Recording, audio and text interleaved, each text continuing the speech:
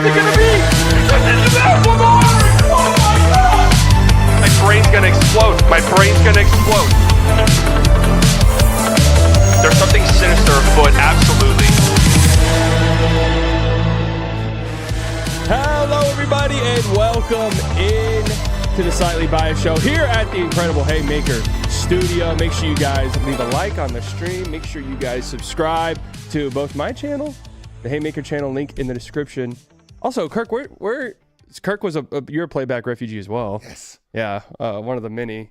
I had Trill Bro dude. We're all playback refugees. And I miss just being able to watch games like the easiest way possible on my phone. Can't do that anymore. I know. Playback really was. I was actually thinking about that because you could just flip between games, and then you could have all the games queued up. It was great. So you saw all the scores? I could do it while I was at my kids' sports on my phone. Can't do it anymore. I know. I can't believe I'm very sad it went away. I am as well. Are you guys still doing live watch parties? Or we mostly do after show stuff. Honestly, because it's easiest for me to record it live and then just download it instead of uploading, doing two different things. So yeah, you can find me at Pod Maverick with Josh after every game. Pod Maverick, Mavs Moneyball. I mean, you guys know Kirk here at this point in time. I'm willing to bet most people here know Kirk. Yeah, that's true. Salad and Go. You ever eat Salad and Go? I do eat a Salad and Go, and get a job, Kirk. It's a great comment, Drew. Thank you. Salad and Go is going away. I'm so saddened by this. I learned this news yesterday. I went to Salad and Go, and the guy in the drive-thru was like, "Hey, just letting you know, I just found out an hour ago. We're leaving. We're done Sunday." They reorganized like twice, and then they're just going bankrupt.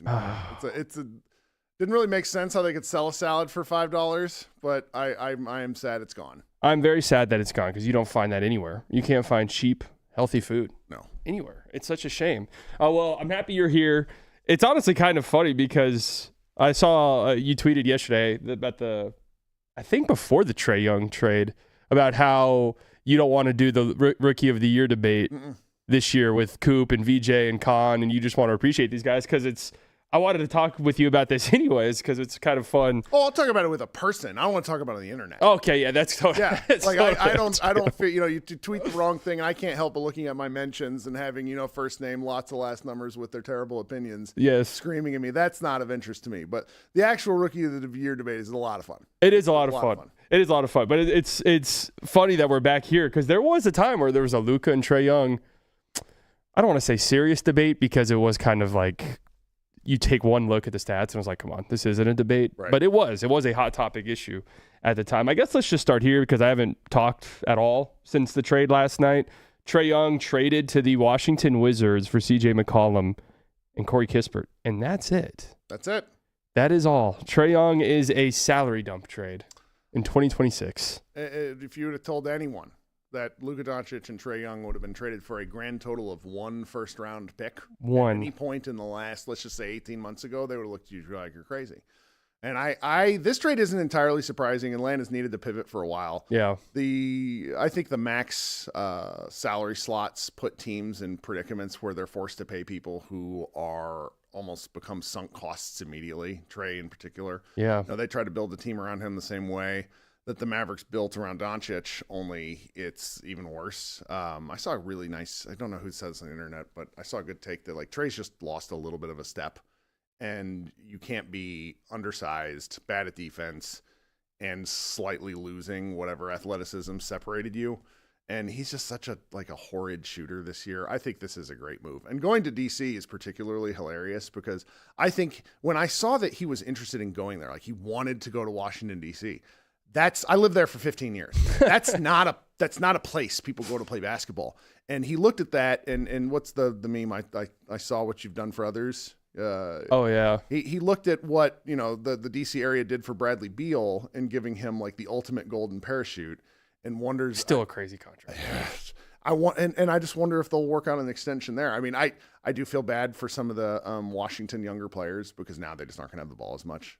Really? Trae, who is my guy, who I hoped the Mavericks would have before they fell up into the draft. I watched him play his junior year at Lake Highlands, and just electric. Yeah. And now he's just not going to have the ball as much. Yeah. He's a guy I would just love to just give the ball and let go to with that team, but they're just such an odd organization. So that's kind of interesting, and I'm happy that maybe we can bounce this off each other because I actually like it a lot for the Wizards. Yeah, I do. I like it from the perspective of I kind of think they've been doing good as of late with their moves and this core that they have isn't. I don't know if any of these guys are necessarily franchise cornerstones, no matter what. Yep. But going out and getting a guy like Trae, now you have Sar, a real legit pick and roll partner, and that could help his development quite a bit. I pulled up some numbers earlier. Like, obviously, we know Trae's one of the most prolific pick and roll guys ever. Like, he really is. That's his superpower. Because if you're that size, you have to have a superpower. And Trae's is the pick and roll. Sar's pick and roll stuff is kind of crazy because last year, as a roll guy, 0.7 points per possession, which is dreadfully bad. That's like Porzingis back during the post. Yes. That is just horrible. But, rookie, and I don't even know, Bub Carrington, I guess, was his pick and roll partner a year ago. This year it's 1.2. Pretty good. That's a big increase. And now you're bringing Trae into that mix. I do kind of like it. It does depend on what they do with this contract, though. Yeah, I mean, I think they really want to hold on to their, I don't know if it necessarily helps them any this year, and if Trae's injured right now. Have you seen those reports? There was reports today that he might not play as minute. Because it's just mega tanking at that point for them. So then they have 1 year at him and an expensive contract, and you just see what you have next year. It's fine. Yeah. I think this works out pretty well for them. I do too. If they end up giving him $50 million a year in the offseason or something like that, then that's when we can. Yeah, and it's nice to have a name attached. I mean, he is a name. He went to the Eastern Conference Finals. There's, as a former DC resident, I can tell you that there aren't any actual DC fans of anything. Maybe the Commanders. So he can. I don't know if he could fill an arena, but he is kind of the fun, flashy player that could make some games a little more interesting for the fan base there. So it's an odd deal. It's such a strange thing to consider where we were in 2018 with him. 2019. Did they go to was that second year that they went? 2021. Okay. So it's just quite the fall. Just such an odd situation there. The chat says move the mic closer. Oh, sorry. If the chat's heard me, Lord knows I can talk louder. That's certainly not a problem. Sorry, guys. No, this is why the chat's awesome. Yes. And usually my chat is very mean to me, and not in like a constructive way, just very outright mean and hurtful. Yep. So it is nice that we thank you, Lone Star, for being. There we go. How's that? Yeah. Yeah, that's better. I can tell that's better. Just that's nice. That's good. Yeah. I can tell too. I don't know. And see, you see how they call me Chiley. Are you aware of what that means? No, tell me. It means chubby. So they're replacing the first. Really rude. I know. That's what I'm saying. And I give them endless entertainment. And what do I get in return? See, when Josh and I first went on video, it was that we definitely got fat shamed. Yeah. And I think it worked.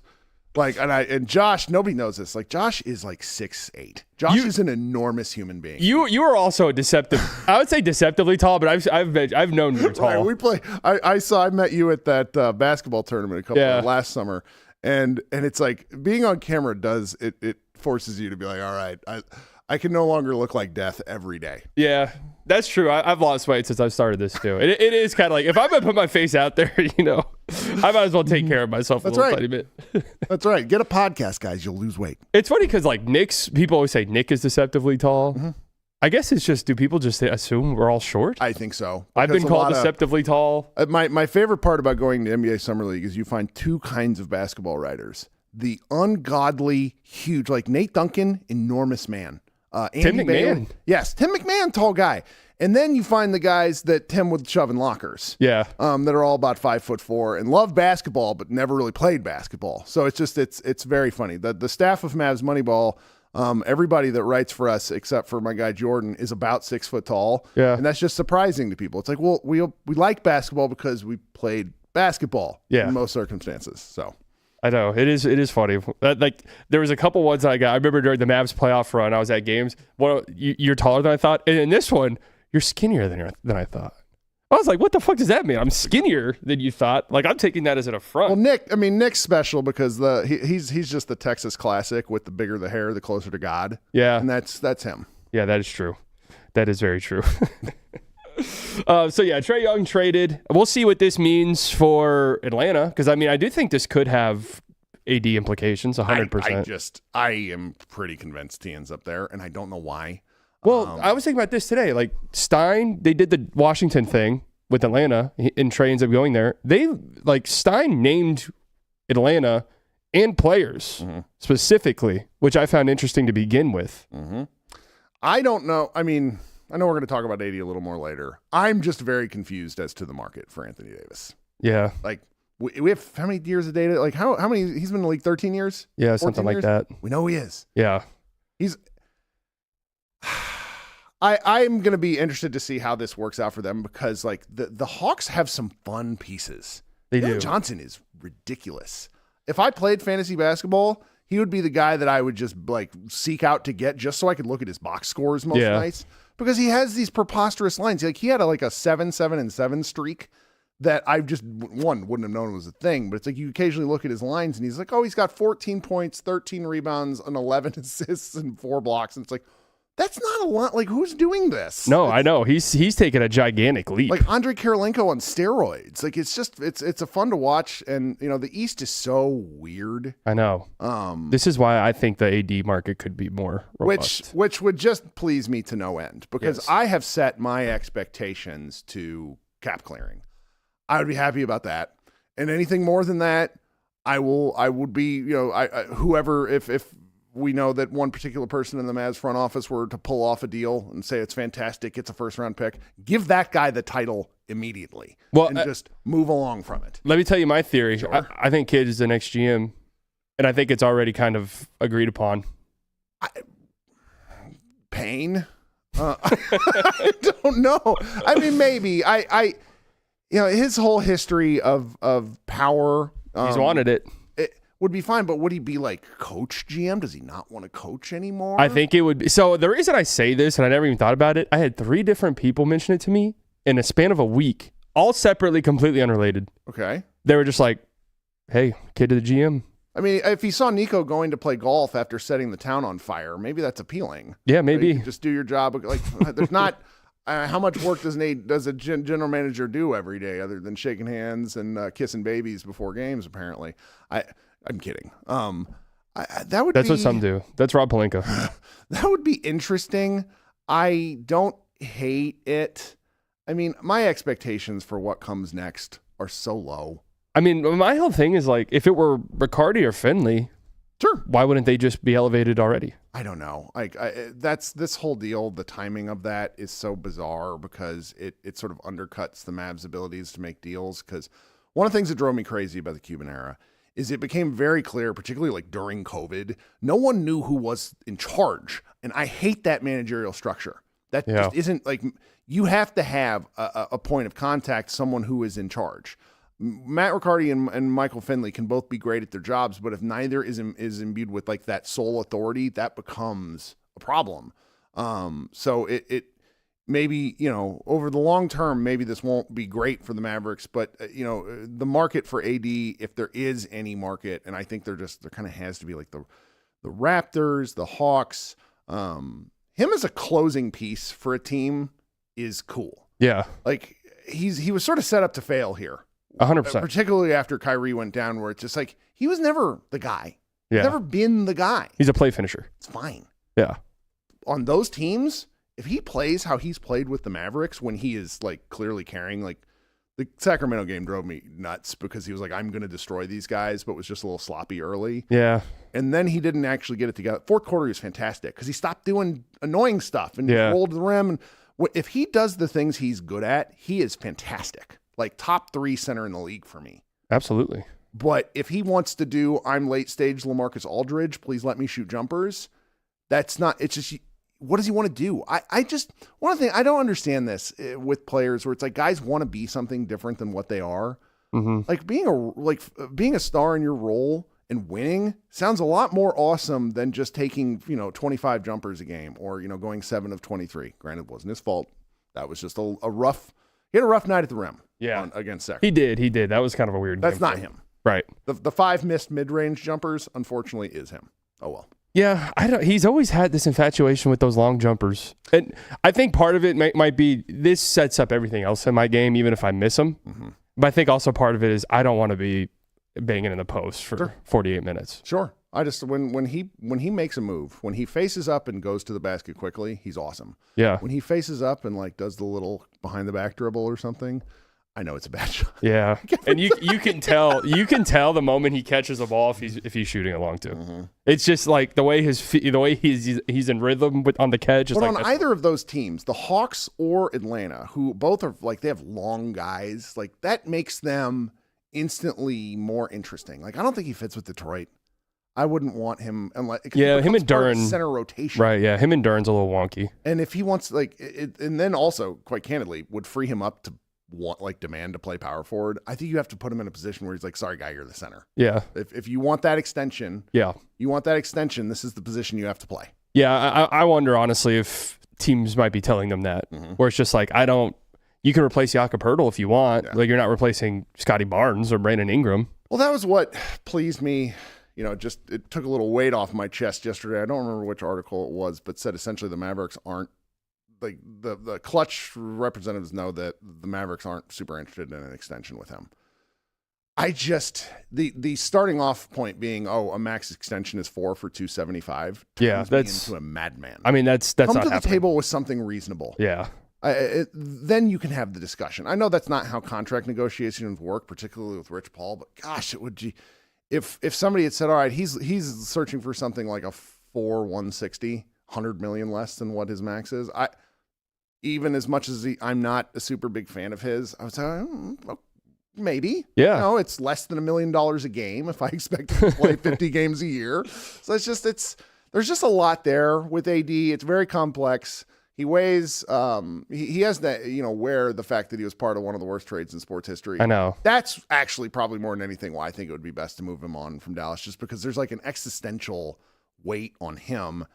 And every, I get a lot of people, how to move on? You can't move on from this. Yeah, I know. You can't. And then anytime I talk about it, people just get upset. But it's the biggest talking point of this team for the next month. Like, Sure. there's no way you can even start a conversation about anything else, really, without this elephant in the room being addressed. And then, if AD's here past whatever the trade deadline is, February 4th, okay, then we can, whatever. We'll talk about, Najee Marshall's paint finishing. But like for the time being, this just has to be the conversation. It's like, I was actually thinking about that this morning. Oh, there's still basketball games we have to cover. We have to cover 3 Jazz games in the next week and a half while this AD thing just hangs. Yeah, I know. The trade deadline, and I want to talk with you more about this later because the Mavs, I think, have been the busiest trade deadline team of the past half decade at least. 7 years in a row. Yeah, 7 years in a row they've made a trade. And not only that, we're like 4 years in a row of them doing something sizable. So it'll be interesting to see what the trade deadline holds. My thing with AD has always been, and I feel like I'm really in the minority on this, where I don't feel like they have to trade him. I don't feel like this is something they need to do. If it is KP and Kennard, I'm honestly okay with not doing it. And I know that leads to salary cap implications and stuff, but I do watch this team. Their record's bad. They're not terrible. I watched some terrible teams play. They're boring. Too many clutch games. Yeah, clutch games, and they're boring. Now, don't get me wrong. They are a boring watch for the first 40 minutes of the game. Yeah. But in the last 8 minutes, it'll be a 5-point game, and okay, we'll tune in. It's a close basketball game here down the stretch. But they're boring to watch. But I watch this team, and I can't help but think, my God, if they get any good guard play in any game, because it's a cycling thing right now. B. Will has a good game, Nimby has a good game, then one guy's out the rotation the next game, and then he's plugged back in. If they get any consistent guard play, they're a much better team. I don't know how good they are. I don't think they're a contender. Well, if they stop turning the ball over 8 times in the first quarter. That's almost always the case. It's like if you stop, they gave up 35 points to Sacramento, and then Sacramento scored 63 points the rest of the game. Yeah, when their half court defense is set, it's good. It's good, and then they can get stops and run, and then that's when they're like, okay, this is a passable basketball team. I just think Kyrie is going to, even an 80% Kyrie, is going to unlock so many things for this team in terms of being a creator for himself, in terms of being a floor spacer. Because you got to think, even the guards the Mavs play, neither of them shoot. No. And Nimby and B. Will, and teams know that. And B. Will hit a big 3 against the Kings, but it's just, and I don't know what's going on with his shot, because his shots aren't his shot looks fine, just doesn't go in. You think? I think his misses are concerning. Like, they're just, the way that they're off. Yeah, it looks good. Like the release point, I don't hate it. The shot itself looks good. He's such an interesting player, because he is, if he shoots decent from 3, That's why we thought he was going to be really fun on the team. He hit 50% last year or whatever it was. He's a legit rotation player. Yeah. He's a legit rotation guy. So I just think, I'm not team keep AD, like no matter what. But yeah, if it would be the end of the world if we got to see Coop, Kyrie, and AD next year. Not really. I don't think that team's going to win, but Well, and this is where, for those of us who have to watch, we elect to pain. We sign ourselves up for the pain. You want to watch competitive basketball. Yeah. Like the basketball after AD went down and Kyrie went down from last year on March was just horrible. Unwatchable. And you want to watch competitive basketball, but I can't help but look at what's ahead. And I don't want the team to tank. I don't think it's good for organizational. Just you don't want to have a losing culture, but I don't want them to get the 12th pick. Yeah. That worries me. Even though I like a lot of what you see from the draft right now. Looks like another really fun draft. You're not getting the Reese Shea draft where you have no idea who's future Mav. Future Mav. So I don't know. I do want to watch competitive basketball, but I also worry if what I want right now would be what's worse for the Mavericks in the long term. Yeah, because I agree with you that I don't want this team to completely and totally just tank and bottom out because I don't think that would be good. Because the Mavs have what all of these tanking teams want, which is we have our number one guy moving forward forever, 19 years old, And hey, if we think behind the scenes, because on the court it's bad. I pulled up these stats yesterday where Coop's numbers with AD on the floor are just shocking. Well, because I put him in the corner. And I know. You just go hang out there while AD dances. And then the spacing is just awful. And it's not even AD's fault. It's just those groups when you're adding Najee who doesn't get guarded from three, and then you have a guard who doesn't get guarded from three, or you're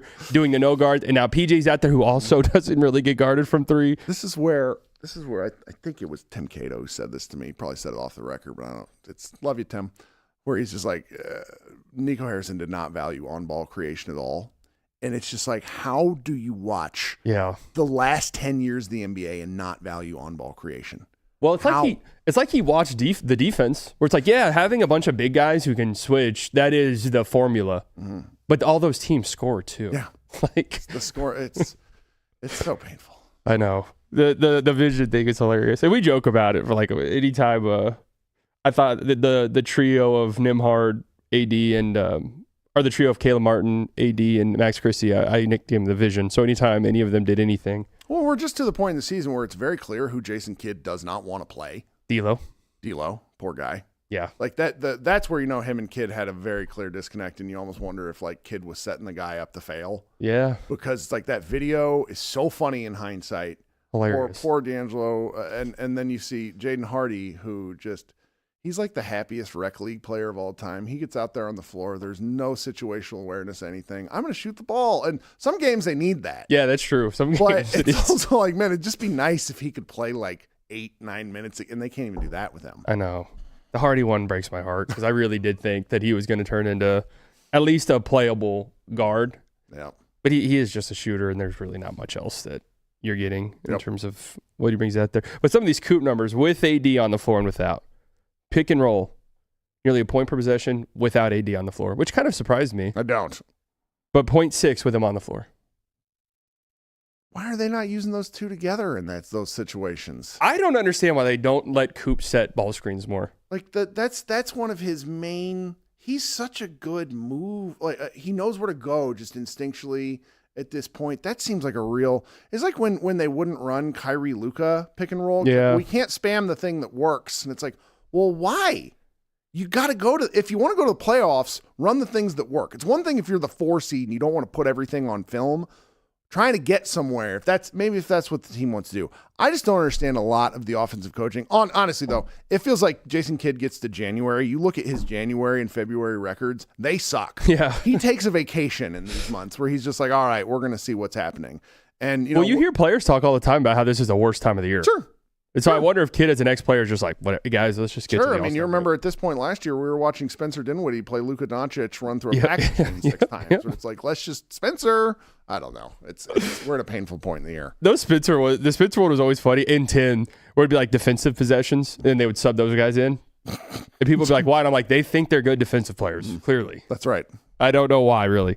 But yeah, that one, because I was going back and looking at all of the Coop pick and roll stuff in his possessions, and the possessions where like a guard set to screen for him are fantastic. You get the smaller mismatch, and he's been fantastic in mismatches. I don't know why they never do it.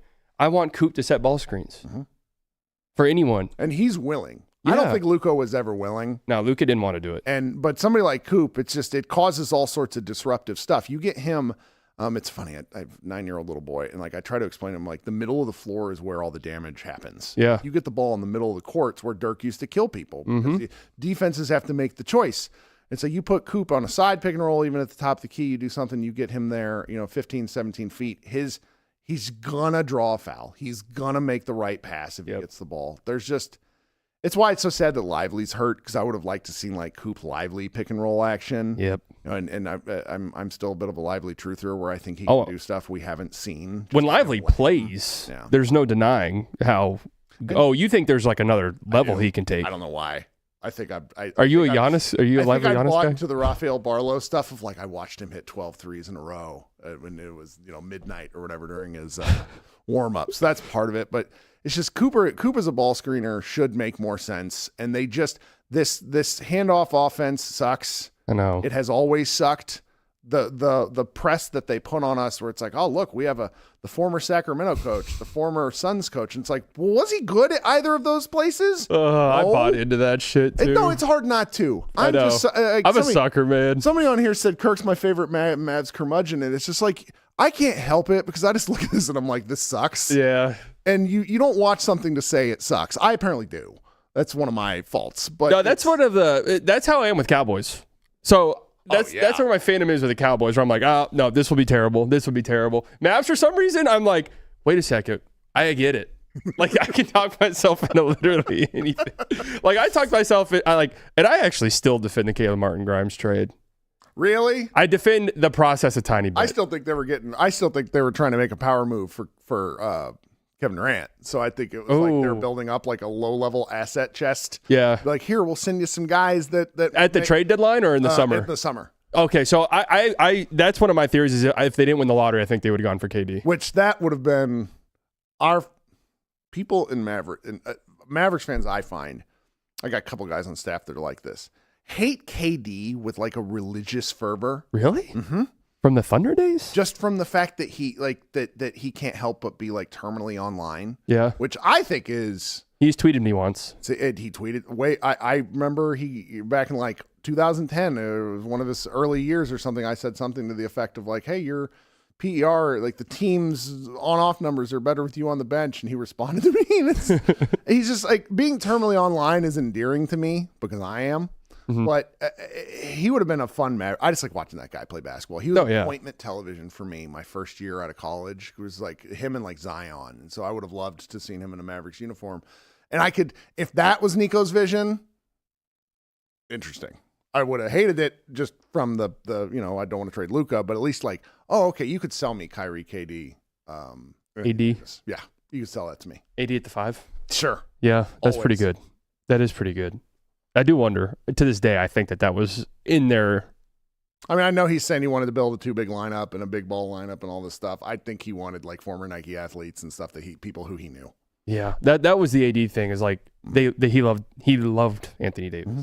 So it was like the value Anthony Davis held to Nico Harrison is not comparable to the value anyone else has for Anthony Davis. Just some other Coop with AD stuff. Isolation possessions with AD off the floor. 1 point per possession for Coop. That's good. That's great. Yeah. I mean, that's good no matter what. Before a 19-year-old rookie, 0.45 with AD on. That means he's getting grenades, right? Grenades, and I went back and looked at some of, the spacing is just, and some of these, and it's like not a huge sample. So some of it is just missed a shot. You go on a stretch where you miss 3 shots, and now your percentages are all completely fucked. But well, the Coop thing, I was trying to think. So I was in on Luka almost a full year before Luka was drafted. Like I watched 10 games of Dennis Smith Jr. and I remember I was very drunk and tweeted something to the effect of like, "Hey, if we get Luka, Dirk's coming back." It's probably my pinned tweet to this day. And that's impressive. Those days I was drinking more than I should have, particularly during Mavs games. And I remember thinking I remember arguing with Scan and saying, I think the Mavericks should trade like both picks for this guy. Yeah. Because I was just in on him. Coop, I don't know where the ceiling is, and I don't have an NBA comp for him. Yeah. I truly feel like he could be anything. I agree. And Luka's an all-timer. I don't see why Cooper couldn't be an all-timer. Yeah, why wouldn't So it's like when we talk about these numbers right now, it's so funny to me because it's like one day we're going to look back at some of this stuff and feel that it's like, why did we do some of this? Why did the Mavs coaching staff like screw around in this way and like waste this stuff? Cooper's a Rookie of the Year candidate, and he doesn't get the ball for 2 quarters at a time. I know. It's insane. So, well, or we could look back on it and be like, you know what? The point Coop stuff did end up helping him in the long run. Maybe. I mean, he's so good with the ball in the situation. Like, I think the point Coop stuff speaks more to the spacing than the ability for him to run the point. Like, he can run the point, but it's just there's nobody to pass the ball to. Yeah, the spacing is just so bad. Yeah, and it's not like the point Coop lineups like, all right, now we're going to put 4 shooters around you. The point Coop lineups come when it's like, we have no shooters. Coop, get out there. And good luck. Yeah, it's like AD's going to be standing at the elbow. Gafford's going to be in the dunker spot. That's right. Najee's in the weak side corner, and the guy's helping off him. Take a 17-foot jumper after some like useless passes where everybody stands inside the 3-point line. I don't understand that. That's the like point Coop. I defended it in the summer, and I still will because I was like, yeah, there's lineups where you could do point Coop over the course of a game. When it's just like we feel this flow of the game, we can get a bunch of athletes out there. And that's not what they do. I will be annoyed if in like 5 years the narrative will be, oh, this really helped Coop, and it's like, no, it didn't. He was already good at basketball. Yeah. We didn't need to help him with this sort of stuff. I agree with you about the Coop ceiling. It's hard to find a comp for him because people say Kawhi, and then I watch, and I'm like, I don't see much Kawhi really. And Kawhi is just such an outlier development guy too. I think I see the Kawhi because what if Kawhi played hard all the time? Yeah. Like Kawhi went on that 6-game run where he's like averaging 39 points. And it's like, oh, what if we just gave Cooper the ball like this and he was like his right thumb wasn't busted and he could shoot the ball? That's sort of the argument, I guess. It's just the funny part about all this to me remains that I remember I play some video games with like a lot of NBA draft nerds. Yeah. And I remember when Coop's like 15 and they're talking about draft classes far out. They're saying, all right, this guy's going to be like a next level defensive player. I kind of compare him to like a literal like xenomorph from the Alien movies because he just appears. Yeah. And even then you could see him with these high school games where he just like he's blocking stuff from underneath. He had a block in the Kings game where he was past the far block, came underneath and blocked at the rim. And we don't get to talk about that stuff near enough because the Mavericks aren't very good. Right. And the fact that was what he was going to get drafted for, that sort of stuff. And we don't talk about that sort of stuff now because we're all like, oh, well, what could this guy's offensive ceiling be? Yep. I have no idea. Yeah. Is really fun. It was pretty clear what Luka was going to be in year 1. I never would have predicted the jump into year 2. Like that was insane. That was insane. Yeah. Like, that's all time. So for Cooper, if let's say Anthony Davis does get traded and he becomes like what's his usage right now? It's pretty good. It's like in the mid-20s, I think. What if he bumps that to something hilarious like the Luka usage just because they have to? My thing is I don't think he wants to do that. I don't think he wants that either. I don't think he wants to do that. Like, I 23% is his usage right now. Okay. What if it bumps to like 28? Like, I wonder what it looks like. That's where I'm sort of curious right now. I wonder if he'll ever be a 30 usage guy. I don't think so. The ball, I think because that just involves a lot of isolation. And like, that's not, you can go to him to get a bucket, but that's not his best use. It's the play finishing and the his willingness to make the right passes in situations. I mean, that was what was fun in Summer League where he just kept, all right, I'm going to find Nembhard every time I can. Yeah. So it's the inability to project him is probably the most fun element of all this. And like when you're talking Rookie of the Year stuff, it gets kind of under discussed. It's like he just doesn't have the ball for huge sections. He just goes and stands in the corner, and we kind of collectively lose our minds online when you see a bad jumper. But maybe one day there'll be a little bit more usage, and we'll be able to overparse those numbers. It's kind of interesting because there's not a lot of this rookie class doesn't have. Usually you'll get like 1 or 2 rookies who are just on horrible teams, and it's like just do everything for us. Don't really have that this year. No, I've enjoyed everyone. Yeah, same. It's been an unbelievable rookie class. I was really surprised. And you go look at some of these other rookie classes, and it's like the 2018 draft was obviously absurd in ways that we wouldn't have been able to predict, with some guys kind of falling off in different ways. But I really think the draft order might like at least for the top 4 might stay the exact same. Yeah. 40 years into it. I mean, you should make an argument for Khan at number 2. Khan is if Cooper didn't exist, he would just be the guy. Yeah. I mean, if the season ended today, it'd kind of be probably. I mean, the sheer like the percentage on the volume shooting is it's like 45%. It feels like somebody's tinkered with his sliders in 2K where he never misses. Not a thing. It's insane. Yeah, he's great. And the fact that him and Cooper play together, it just leads you to like project out in like 8 years and be like, could these guys hook up again? And yeah. In Dallas? Yeah, that's right. Exactly right. I was listening. It's funny because I was listening to Bill Simmons. You listen to Bill Simmons at all? Of course. The GOAT. Did you listen to his latest podcast? I'm a little behind. He did like a power rankings and everyone was making fun of him because I think somebody calculated it. Like 16 of the 30 teams, he mentioned the Celtics somehow. Sure. Which, hey, why not? Hey, we're all guilty of it. That's right. But for the Mav one, he was like, his mom's a huge Celtics fan. Just something to think about 5 years from now. His mom is a huge Celtics fan. I'm looking at the usage rate leaders. There's 14 or 15 guys in the league right now. This is hilarious. 15 guys in the league right now with 30% usage or higher. Michael Porter Jr. being one of them. Shaedon Sharpe being one of them. It's actually kind of surprising to me. I do wonder, will Coop ever be that guy? 30%? I mean, I bet you could probably get some stretches. Yeah. But if you're building effectively around him, treating him as the offensive hub, I don't necessarily think makes a lot of sense. I also wonder, we had to deal with a lot of discussions around, heliocentrism.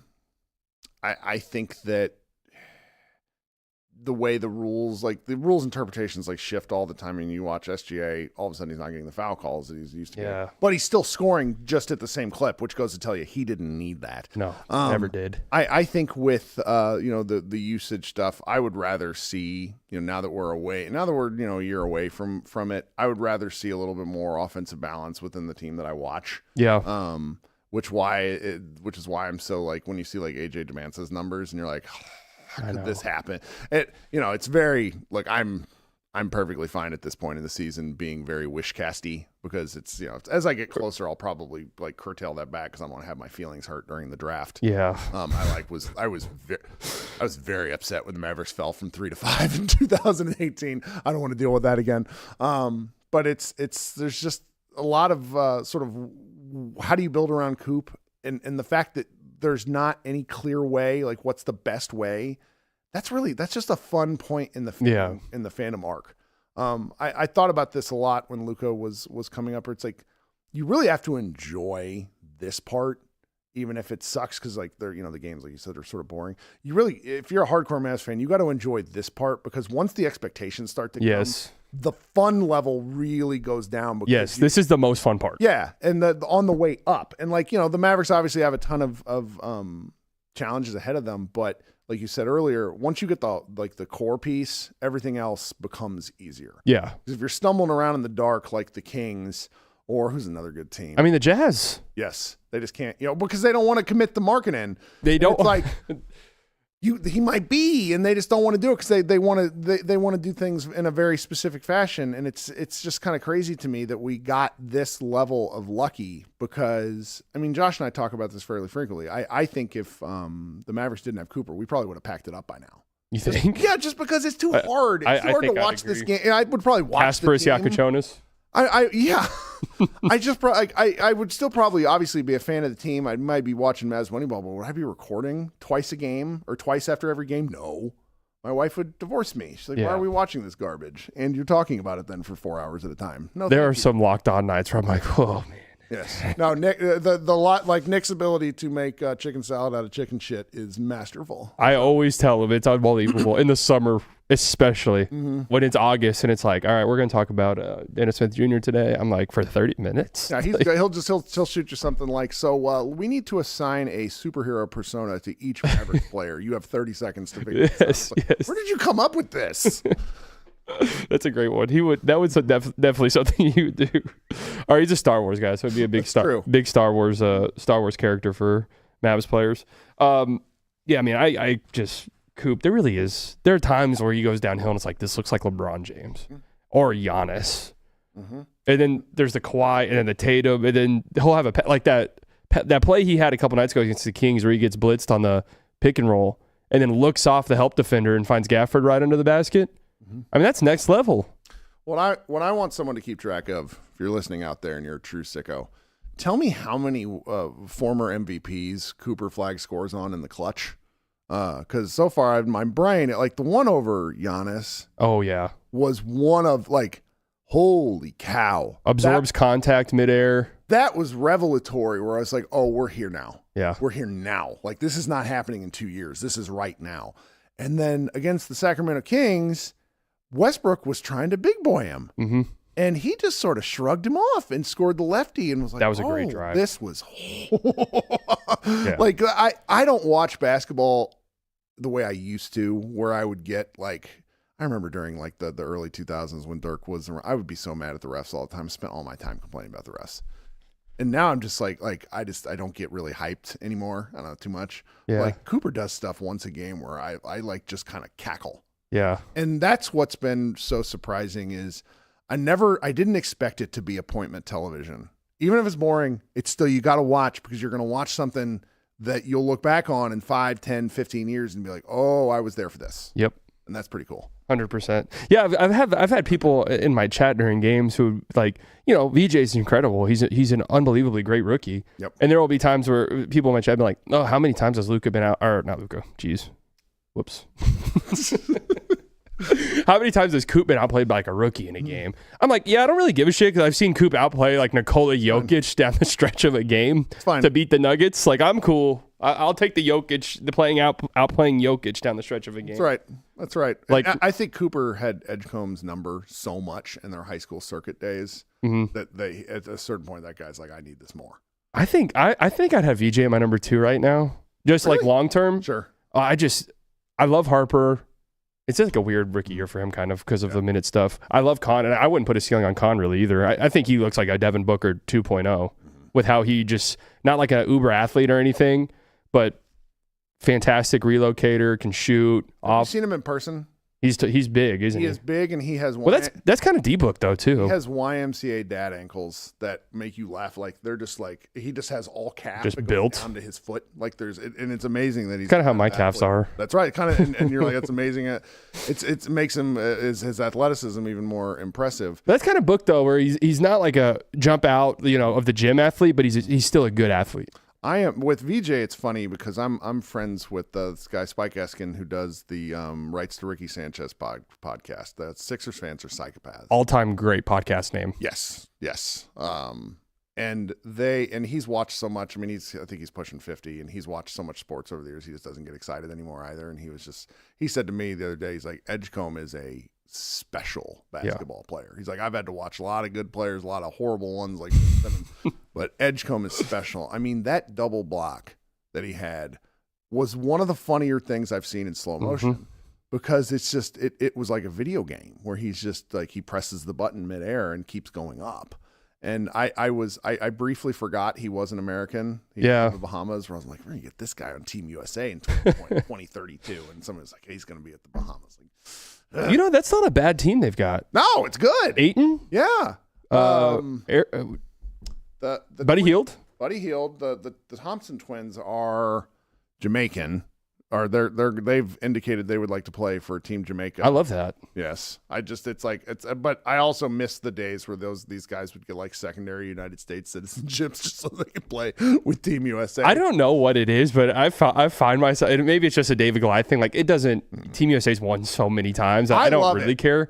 But I found myself rooting for Serbia in that game. Oh, I love it's like the Olympics are basically competition in the Olympics is basically supposed to be a replacement for war. Yeah. So I love when these teams play. And I love international basketball because it was like 2007. The Americans were playing the Venezuelan tournament got moved to what was it? It was Vegas. And they're playing the Americas tournament because they lost in 04 and then they lost in 06. Yeah. And Darren Williams, I got to play against him in high school, so I always followed him around. And I was locked into this Vegas tournament. It was on ESPN at 11 Thursday. Nobody's watching any of it. It's all qualification stuff. So since then I've been hardcore, totally locked into it. Even though yes, they do keep winning.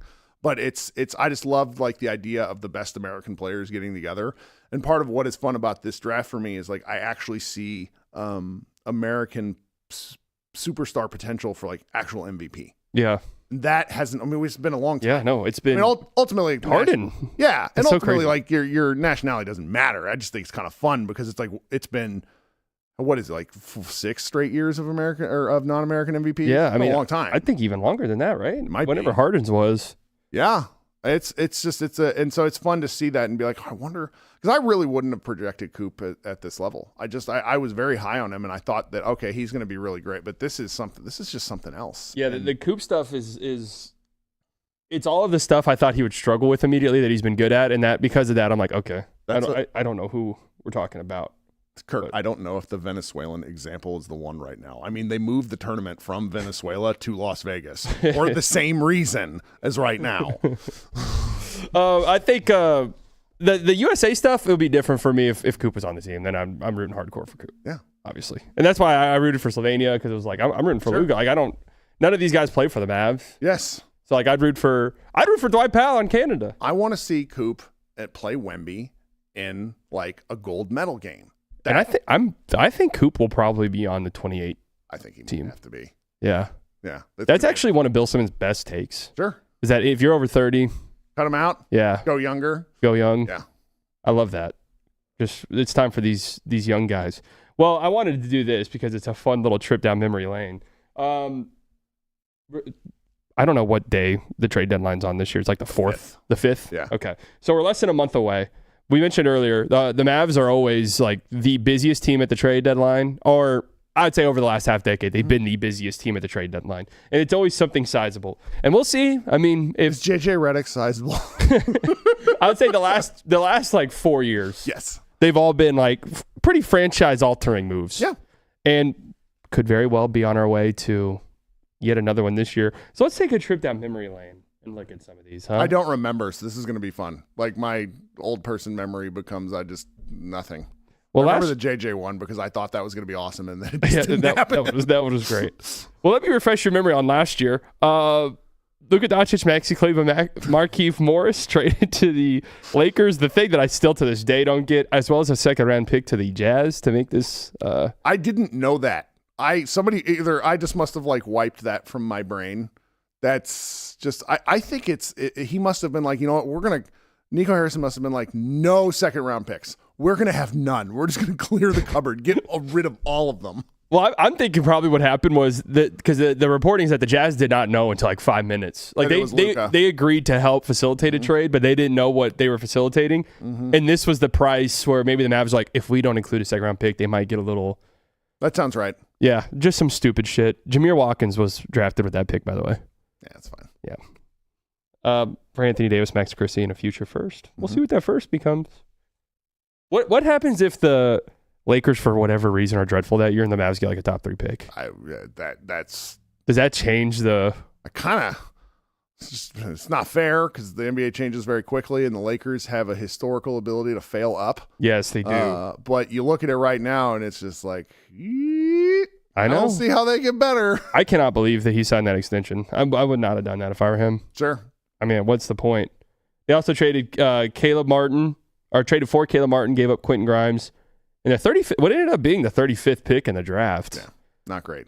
Ended up being Janai Broom, who looks like one of the worst players in the league. So it's not like the Sixers drafted someone, but you could have drafted. Like my age. Yeah, I know. He is like in his mid-20s. Yeah, I mean, not a good trade in hindsight, obviously. And at the time, I was like literally the only person who's like, this might work. And yeah, well, I got it. I just it's what that trade reminds everyone of, and currently his problem up there getting a new deal in Philadelphia is that I hope that the NBA purges restricted free agency. Yeah. I think it's like, I mean, look at PJ Washington. He's on a completely different payment contract schedule than everybody else because he was restricted and then waited until August. Yeah.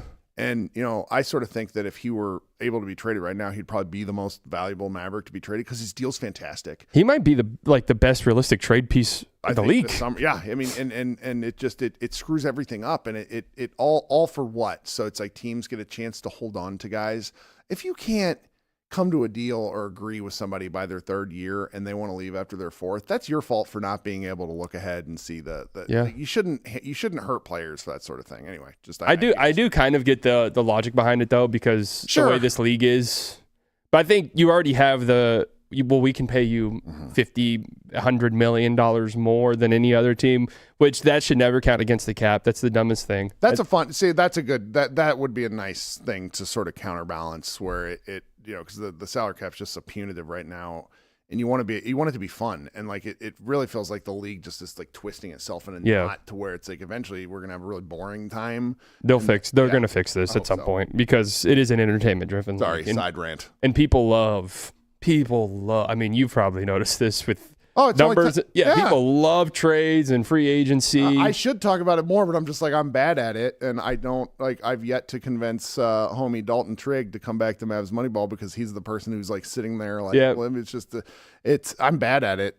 But it's the thing people are most interested in. Oh yeah. People love, I mean, there are people who probably do not watch and are just like, I'm kind of like that with baseball. I don't watch. And then every offseason I'm like, oh, he got traded. That sounds fun. I will watch 0 at-bats of that guy. Right. But I'm interested in the fact that he got traded. 2024, much different trade deadline vibe. Sure. What's 2023? Yeah, we can just skip through the ones. Mavs get Gafford for Rashawn Holmes, and then they give up a 2028 pick swap. Just a great series of moves after somehow seeking out Kyle Kuzma. Yeah, I know. Huge bailout. Well, Kyle Kuzma's one of these guys, and I mentioned this about AD. Like, I think the league views him differently than we do. Sure. I just think teams see his size, and big guy, and he's important for them. Well, he's also playing not bad right now, so it makes you wonder. It's like, okay, is this guy was he just in Washington and needed to completely rub the stank off him for a year? Probably. I think so. I can't believe he didn't want to be traded here. It's like, I'm going to stay in Washington, but that ended up working out because Washington has been so much better than I ever could have wished for, and I've enjoyed Gafford. I know Gafford is very polarizing. But if you watch the Mavericks, like you go look at the 1999 to 2004 Dallas Mavericks centers, and you'll understand why I like Daniel Gafford. Oh yeah, Gafford would have been 35 minutes a game in 2016. I mean, I rooted for Evan Eschmeyer. Like the Gafford is these guys are useful. And Gafford will probably get traded at some point for something fairly reasonable. Maybe not what we expect, but he is a replacement level starter. I think maybe fringe starter bench guy, but he can give you 24 minutes a game. Certain teams. It's fine. Yeah, for sure. Like I think the Celtics would love to have Daniel Gafford on their team in their contending. So 2028 first round pick swap to the Thunder. Oh, there you go. That's a fun one. That's a fun one to think about. And the PJ Washington trade, which was 2027 first. Stings now, but didn't sting at the time, really. Top 2 protected. Yeah. So you never know. There's a chance that could stay here. Yeah. Grant Williams, honestly forget he's on. Anytime I see this trade, I'm like, I forgot Grant Williams was here. Yeah. And I thought that was going to be a match made in heaven. I was very excited, and people thought I named my second child after Grant Williams. That was very fun. I was like, nope, that didn't happen. It just happened to coincide. That is hilarious. I just love Grant Williams, man. Huge Grant Williams fan. And Seth Curry gone for the, third time? Was that the third time he'd been traded? 2023 trade deadline was Kyrie. Just one of the most crow-eating developments of my time doing this. Didn't want him. I think not an unpopular opinion. Yeah, but there's not only didn't want him, but like there's a lot of like audio of me like screeching why I didn't want him. We've all been there. And so it's obviously it didn't really work out that year, but really, really fun to watch play. Yep. I think this is a perfect situation for him.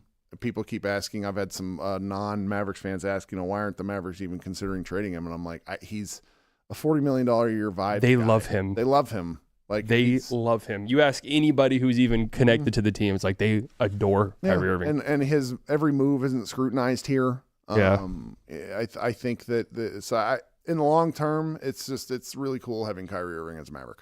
I agree. And I mean, Kyrie has become very quickly probably in my top 3 favorite Mavericks of all time. I love watching him play. I love, like, part of the stuff that gets under discussed with him is he plays so hard. Yeah. And I just love, like, obviously he's undersized. So defensively, he'll get picked on every now and then. And when you get longer and play high level teams, they're going to hunt you. And it doesn't matter if you compete defensively. Like, that's just the way it goes.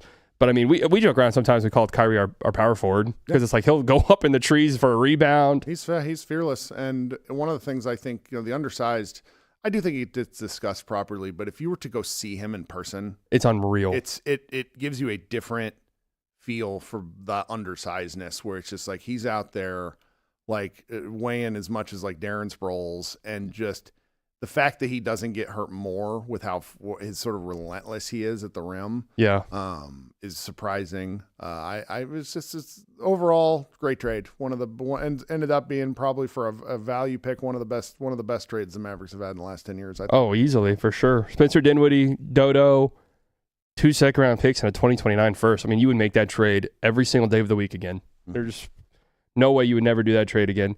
2022, KP. That was the selling KP at his lowest and getting Spencer Dinwiddie. Dinwiddie, Davis Bertans. Oh. KP. And then also, the Mavs gave up a second-round pick in this trade as well. That was I just remember kind of thinking the same way about how I feel about AD right now, where it's just like, you got to move because I don't think he's ever going to be the same again. And then, of course, he turns around. He was great in his role for the Celtics. But I think probably like the 7th guy there. Probably the right move at the time for the Mavericks. Yeah, they had to do this. I remember the Davis Bertans inclusion had me a little bit like, what the fuck just happened? But also, I was so ready to be done with KP. Like that had reached a tipping point. It was like, we just need to move on from this whole thing. He doesn't play. When he's playing, probably 80% of the time he's playing, he's coming back from something. Well, and then the Mavericks ended up having, like, that was when they changed their defensive identity and started running like a blitz scheme where Dwight Powell was just everywhere, is what I remember. Sneaky and they somehow used him as the starting center to get to the Western Conference Finals, as Wupo points out. Always underappreciated. Yeah, that was a really fun year. That was. I enjoyed that one a lot. So the 2024 was a different one because I was like, we can win the finals. The 2022 one was like, this is some Disney Channel. Like, this team has no chance. And I knew it at the time that they were going to get stomped by the Warriors. Of course, I picked them to win, but it was just like, there's no way this team is beating Golden State. The way they lost to the Warriors was particularly painful because that was when, oh gosh, who was their center? He got traded. He's not on there anymore. I mean, I remember Jordan Poole absolutely. Kevon Looney just destroyed the Mavs. Reaching over Powell and being like, nope, my ball. I have 7'4" arms. Destroyed them. That was the painful way to lose to them. Obliterated them. And then Jordan Poole went crazy. Yes. Wiggins. Yes. Yeah, that was a good team. Wiggins. I thought he could have won the conference finals. He was so good. He was fantastic. Unreal. So that was the only trade the Mavs made then. But that's, good trade. A big move. Now we get to the fun. This one. So this one was funny because of the offseason. It was the Dogs are on the way. They traded for Josh Richardson and James Johnson. Yes. The infamous the Dogs are coming. I enjoyed that one. Well, kind of funny because they did need a little bit of that identity. Yeah. They didn't have that at all. That was 2020 in season. No, that was before the season in like November because that was after the bubble.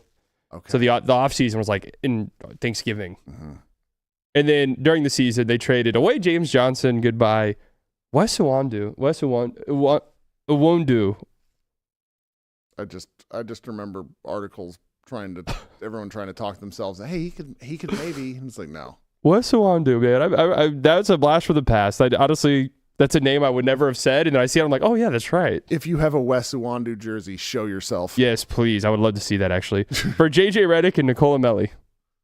Man, Melli, what a player! Yeah. Redick was just his body was broken at that point, but Melli was a terrible fun watch. Like he'd have a couple threes. You're like, oh my god, if he hits threes, supreme confidence. I can't believe we had in a series of years they gave Luka, Nico Melli, and then the Latvian Laser. Yeah, what was going on? So we talked about a lot of good trades, and that was. Yep. I'm trying to look through some of them, but then they weren't that active at the trade deadline. In the KP trade, Luka's rookie year, in hindsight, made total sense. Yeah, I remember thinking at the time, because the picks ended up not hurting the Mavericks. What hurt them was the fact that they became so, they couldn't make other moves because these KP picks were so far down the line. And I remember thinking, I was like, I know Luka's good, but do you really want to fast forward the team building process like this? Because the expectations that came with KP were pretty high. And then it was just bad luck. Those teams were good. I mean, the 16 that was 1920, they started off 16-5, and that was with KP coming back from an ACL surgery. Yep. And then COVID hit. Like, that was the real kicker. That was. And then that was when Luka looked like in the bubble. That was probably Luka's physical peak with the Mavericks. He looked like a god during those games. He did. And KP was awesome. And then gets hurt in the bubble playoffs. Bad luck, too. And then that was that. I've torn my meniscus. It's just sometimes it just goes. Yeah. And then the 2021 Clippers series, that was like the nail in the coffin. It was like, KP cannot be here anymore. But the reason why I really liked it at the time is because you gave up that the 2020 pick, right? To get Luka, or was it the 2019 pick? It ended up becoming Cam Reddish. So it didn't hurt. But I liked it because it was like, well, we can't really bottom out or tank anyways. So be aggressive, get a young guy. KP was, 23 at the time? Yeah. Young. He wasn't, and he had listed a bunch of teams he's interested in going to, and the Mavericks weren't one of them. Yeah, well, we took the chance and then paid him handsomely. Dennis Smith Jr., a year and a half. Just kind of sucks that Poor guy. I know. I got some bad advice. I loved him. Oh, I was rooting so hard for him. Well, and the fact that he made a run to come back to the league, I know he didn't make the Mavericks roster this year, but he was out of the league. Thibodeau really had no interest in him. And the fact that he reshaped himself to become a defensive guard and play another year in the league is impressive. It is. He couldn't play defense with the Mavericks. That's kind of why Carlisle hated him. I mean, he became one of the best small guard defenders in the league when he came back for Charlotte. Yeah, he was fun. Wes Matthews, DeAndre Jordan. 2021 pick became Keon Johnson.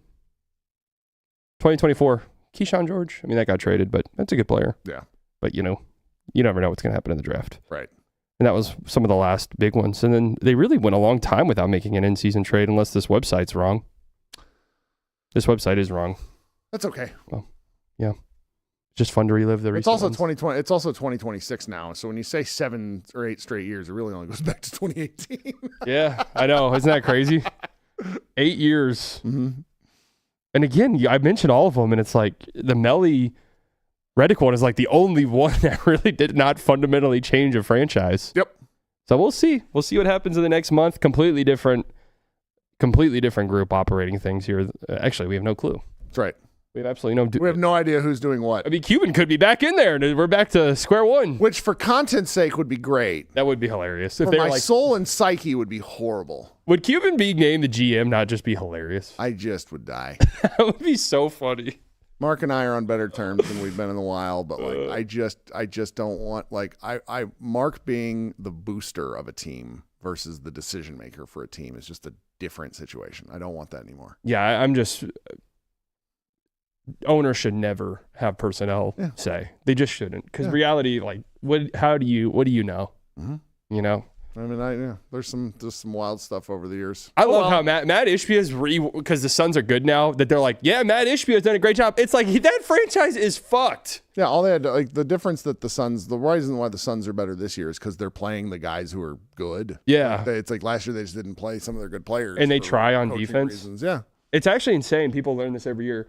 In the regular season, if you just try on defense every minute, you'll win a good amount of basketball games because you'll play teams that are like, oh shit, I didn't like. That's what the Mavericks. We just played the Jazz last 2022, 2024. That's what the Mavericks did in February and March on, and then they made it to the Western Conference Finals and the finals. Well, that's like trying. That Lakers stretch last year that gets brought up, where it was like they were the number one defense. Those 10 games, it's like if you watch those games, they were playing like it was a game 7 for some reason. I was like, they will not do this over the course of a full year, but it does go to show if you just have these stretches where you just lock in defensively. Yep. Make a difference. I mean, that's the Thunder thing. They just throw 12 guys out and they play defense hard for 48 minutes. And I kind of, just as a take here, I kind of think that happens over the Mavs' next 6 games, and we're like staring at the Mavericks being like 24-20, and everyone's going to be really excited, and it's going to be like, they played the Jazz 3 times. Oh, yeah, that's right. The Mavs schedule coming up here is... It's really oddly soft, and then it very goes back soft. To being like depressingly difficult. Yeah. Well, those are the games they win, though. Yes. So the Kings games are the ones where they're like, we got to really dig deep, guys. Nuggets, it's like, don't worry, we got it. We're going to beat the Nuggets. We're going to beat the Nuggets and the Rockets. Everyone else, I don't know. That's part of where there's the the encouragement and the Kyrie comes back. Sure. If you want to talk yourself into it, I totally buy it. I talk myself into next year. I think losing games this year makes sense. Yeah. I could talk myself into it next year, at least being somewhat fun when you don't have control of your pick, like whatever. Why? Yeah, go for it. Do exactly. Because I mean, I think that's what what happens with like the Pelicans this year is they all of a sudden just go on a tear because they have no reason not to. Yeah, I'm interested in them because their rookies are great and fun rookies, but they're also destructive. Like they're not Cooper and VJ where they can like uber impactful players. They'll have good stats, but they're so bad defensively that they will lose you games. Pierce is remarkably ridiculously weird. I just have a great time watching him because I don't know what's going to happen next. Like him instigating a fight with Najee Marshall is insane to me. Yes, he's got that. That made me kind of love him, but I also didn't want to see him get dropped. Who else did he get in? He got into it big. Luka. Oh yeah, Luka. That's right. He's had a couple ones. I like him. I like that he has that, and he's stupid fast. But him and Queen. I'll watch a Queen game and I'll be like, have they scored 50 straight points on Derek Queen? Jake in the chat says Mavs have to get the Pelicans pick from ATL. If they get that pick, whoever makes that choice becomes general manager for life. That would be an incredible get. I've had people ask me, like, would you include Najee Marshall to get the pick? It's like, yes. Are you out of your mind? Fine. I love Najee. I would include Max Christie for that. I mean, Najee's going to get a pay bump soon because he's good. Yeah, Najee's very good. So whenever I say that, I'm not saying, yes, get rid of Najee. Right. I'm like, that pick is like, you, and then you could bottom out and tank, and you could realistically have 2 top 5 picks. Be delightful. Yeah, and I mean, that just completely changes everything. All right, I'm going to read some super chats here before I forget. Sure. Jack, $4.99, never thought Kirk and Slightly would collab. Yeah, it's kind of crazy. I don't think we've ever done a collab or anything. Oh, yeah, that's just because I always try. I don't always try. Ever since I moved back in 2021, I've not been very good about doing things because I got small children. Well, and I'll just say this, and tell Nick this all the time. I don't really consume Mavs content at all. No, you don't have time. It's good. No, it's good because that way you don't accidentally take somebody else's idea. I watch every game that I talk. I don't need any more. I will watch Locked On sheerly sometimes to sass Isaac. Yeah. Because I will never let him live down. JaVale McGee is the best free agent signing. Like, that's just the funniest thing anyone said on a Mavs show. I like JaVale McGee but yeah, too. it's great. No, I totally. But that's why. It's mostly small children and me not doing near as much as I would like to do. Well, yeah, I also like this. Coming into the studio is like the first time I've really. This is really nice. It is really nice. It is very nice. It's the first time I'm like, okay, I need to collab more. Like, it's just something I've never really done. Yep. Classic Stang Lover with the $1.99. AD and Clay not at shoot around. Anything brewing. That's actually interesting. That's a great take. Thank you for that. We had no idea. I did not know that either. That's pretty interesting. What's the bride? I got to meet Windhorst. Yeah. And just like, I was like a schoolgirl. I was like, yee! Just, it's the funniest. What is going on in Dallas? He's so memeable. He is. See, he's another guy. He gets a lot of shit, but I think he's dude. great. He seems fantastic. That's actually interesting. I'll have to look and see what's going on there. They were there, just not the media part of it. Oh, okay. All right. Damn it. That game's here, right? Tonight? No, or in Utah? It starts at 8 o'clock, which makes me know it's in Utah. Okay. The mountain time stuff. Yeah. Thank goodness. 8 o'clock. Because the Mavs games love being at 7:30, which really means 7:45, which I scream about into the void. Oh, you and me both. That is my number one. That is one of my number one gripes. I don't understand the scheduling. I hate the fact that they do the. Cuban bumped it because of traffic. I asked him once, and he's just like, "We don't get here on time." And I'm like, "Have you been to a Mavs game? People don't get here on time anyway. I know. So you might as well start it at 7." I've always hated that all of our games are 7:30. PJ Washington did not go through shoot around. Well, he's dealing with an ankle injury, isn't he? Who's that? PJ? Yeah. His ankles have been giving him trouble all year. Tim McMahon on Kyrie Irving. Based on what I'm hearing, Kyrie's not coming back before the trade deadline. That makes sense. Yeah. I always thought. It's fine. I thought recently some of the stuff you're hearing was like, oh, maybe he could come back quick. Yeah. But yeah, I always thought All-Star break. The problem with seeing Kyrie play at like local rec gyms and then seeing because he's just a unbelievably graceful person. Yeah. It's like, oh, he could play right now. And it's like, yeah, you don't want to mess with this stuff. No, there's no point. You just need the leg recovery. The only thing I could see them rushing is if there is a directive up top, it's like, we need to see these 3. Yeah. And then maybe it's January 20th and it's like for the next 2 weeks, we have to see these 3. Yeah. And then we'll decide from there. I don't know. That could be interesting to see. And that's still a couple weeks away. And then Jay Kelly. Isn't that a movie that just came out recently? Jay Kelly? Join the Slightly Delusional Club. Thank you. That's it. Love it. That's what we've got. Thank you so much for coming. Where can we find you at? For written content, which I don't do near as much as I want to. Mavs Moneyball. Always posting random stuff over there. We got a good team of people. If you're ever interested in writing, you can probably find me. I'll give you a place. And then Pod Maverick for post-game content and both on the YouTube channel and wherever you get your podcast. If you want to scream into the void, like do what he and I are doing, it's a secondary show that's after Josh and I record where I bring people up like it's a Zoom meeting at work. We just kind of talk through stuff. I did it the day of the Luka trade for 4.5 hours in the middle of the night because I was like...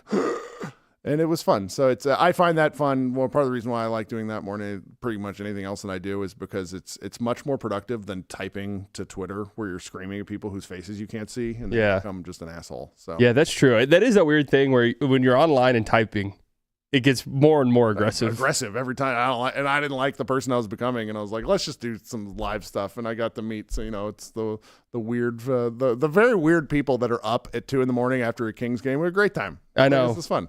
True sickos. Yeah. True sickos. Well, thank you for coming out. Sure. It was a lot of fun. Anytime. Great show. I mean, it's very interesting what the Mavericks are going to do here in the next month. Offsides as well. Oh, yeah. We'll talk about that at some point soon. Yeah. Thank you guys for tuning in. If you're not subscribed to the channel, subscribe. Check out Kirk everywhere. And subscribe to the Haymaker studio, or the Haymaker channel. We're in the Haymaker studio. Haymaker channel in the description. Like, comment, subscribe. Love you guys. Enjoy the rest of your day. I'll talk to you next week, okay? Who knows? Maybe I'll talk to you sooner if there's a trade or something. Could be tomorrow. I mean, who knows? That's right. All right, see you guys. Who's it gonna be? This is Lamar! Oh my God! My brain's gonna explode. There's something sinister afoot, absolutely.